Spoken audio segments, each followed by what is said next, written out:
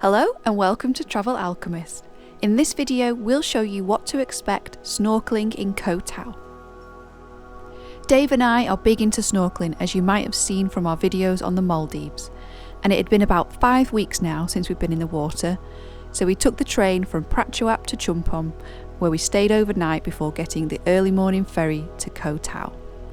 Koh Tao is a popular island in the Gulf of Thailand, near Koh Samui and Koh Phangan. It's famous for its great diving and snorkeling. The island is quite small and most beaches are easily accessible by motorbike.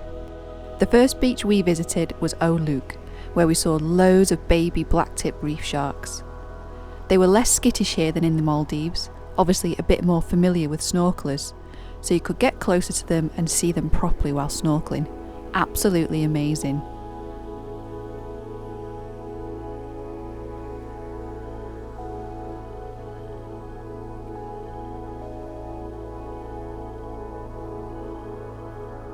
The next day we drove to Tanote, which was a wider bay than Leuk and has a rock formation in the middle which people jump off. There were no baby sharks here that we saw, unfortunately, but the snorkeling was much better in general, with more variety of coral and fish. We saw many different species here, including a juvenile harlequin sweetlips, oriental butterflyfish, many parrotfish, and we even saw an octopus and a blue-spotted ray, but I didn't get any GoPro footage of that, sod's law.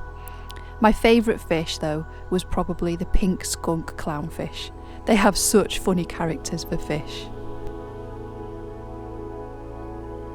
We loved Tanote Bay so much that we booked some additional nights to extend our stay on Koh Tao. We booked the Family Tanote Resort, which has little wooden bungalows on the hillside of the bay. The huts are very simple, but with views like these, we didn't mind.